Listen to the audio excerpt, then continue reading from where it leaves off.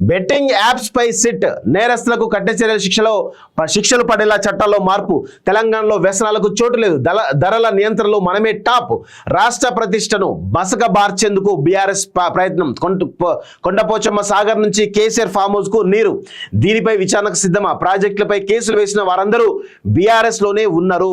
So పదవులపై KCR ఫ్యామిలీలో పోటీతోనే మాకు తలనొప్పి. అసెంబ్లీలో ముఖ్యమంత్రి రేవంత్ రెడ్డి అంటూ చూస్తున్నాం. రాష్ట్రంలో ఉప ఎన్నికలు రావు, 2029లో జమిలీతో అసెంబ్లీ ఎలక్షన్స్ అంటూ చూస్తా ఉన్నాం. సో రేవంత్ రెడ్డి ఈ జమిలీ ఎలక్షన్స్ వస్తాయని చెప్పేసి చాలా కాన్ఫిడెంట్ గా అసెంబ్లీ వేదికగా చెప్తూనే ఇక్కడ బై ఎలక్షన్స్ వస్తాయేమో అనేటువంటి ఒక ఆశతో ఉన్నటువంటి బీఆర్ఎస్ ఆశలపై నిలుజలిండు. ఉప ఎన్నికలు రావు అని చాలా స్పష్టంగా చెప్పాడు. సో ఇక్కడ భవిష్యత్తును ఏ విధంగా ఉంటుంది అని అనలైజ్ చేయడంలో ఇటు రేవంత్ రెడ్డి అదేవిధంగా కేసీఆర్ ఇద్దరు కూడా దిట్ట.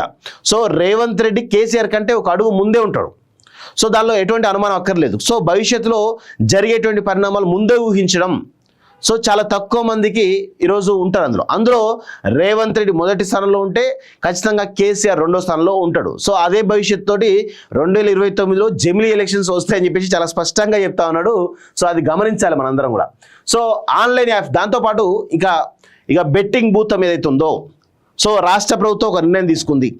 సో కేంద్ర ప్రభుత్వం 15,000 కోట్ల జిఎస్టీ కోసం కకృతి పడి బెట్టింగ్ యాప్స్ను ప్రమోట్ చేస్తూ ఉన్నట్టు తెలుస్తూ ఉంది, వాటికి పర్మిషన్ ఇస్తున్నట్టు తెలుస్తూ ఉంది. సో ఇప్పటికైనా కానీ కేంద్ర ప్రభుత్వం నడుం బిగించి ఈ బెట్టింగ్ యాప్స్ పైన ఉక్కుపాదం మోపాలని చెప్పేసి కూడా మేము కోరుతా ఉన్నాం. సో మీరు ఇలా మోపకపోతే భారతీయ జనతా పార్టీ బ్లేమ్ అయ్యేటువంటి అవకాశం అయితే కనబడతా ఉంది.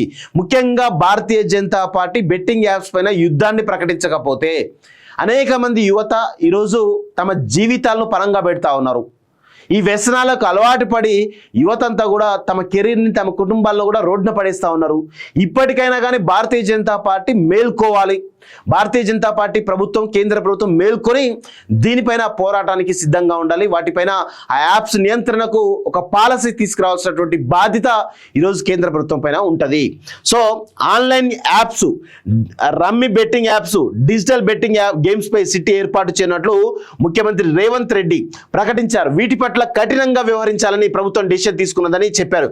బుధవారం అసెంబ్లీలో పద్దులపై చర్చ సందర్భంగా ఆయన మాట్లాడారు. 2017లో అప్పటి ప్రభుత్వం ఆన్లైన్ యాప్స్, ఆన్లైన్ గేమ్స్ నిషేధిస్తూ చట్టం తీసుకొచ్చిందని, కానీ దాన్ని పకడ్బందీగా అమలు చేయడంలో నిర్లక్ష్యం చేసిందన్నారు. బెట్టింగ్ కేసుల్లో అంతర్జాతీయ స్థాయి సంస్థలు, వ్యక్తులు, ఇతర దేశాలు, రాష్ట్రాలకు చెందిన నేరగాళ్లు ఇన్వాల్వ్ అయి ఉన్నారని, అందుకే ఈ కేసును సమగ్రంగా విచారించేందుకు సిట్ ఏర్పాటు చేయాలని నిర్ణయం తీసుకున్నట్లు వెల్లడించారు. ఈ నేరాలకు పాల్పడిన వారికి 2 ఏళ్ల కంటే ఎక్కువ శిక్ష పడదని, వచ్చే అసెంబ్లీ సమావేశంలో ఎక్కువ శిక్ష పడేలా చట్టాన్ని మారుస్తామని సీఎం స్పష్టం చేశారు. ఆన్లైన్ గేమ్స్ యాప్స్ కు ప్రత్యక్షంగా సహకరించిన, ప్రోత్సహించిన నిర్వహణలో భాగస్వామ్యులైన వారెవరిని వదిలి పెట్టబోమన్నారు.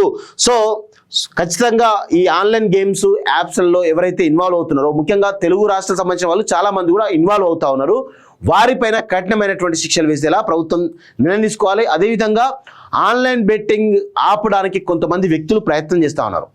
సో వారిపైన కొంతమంది వ్యక్తులు దుష్ప్రచారం చేయడమా లేకపోతే వాళ్ళని టార్గెట్ చేయడమా చేస్తూ ఉన్నారు. వారిపైన కూడా కొంత వాళ్ళని ప్రొటెక్ట్ చేస్తూ ఎవరైతే దుష్ప్రచారం చేస్తూ ఉన్నారో వాళ్ళపైన కఠినమైన చర్యలు తీసుకునే విధంగా ప్రభుత్వం ఒక నిర్ణయం తీసుకోవాలని చెప్పేసి కూడా నేను కోరుతా ఉన్నాను.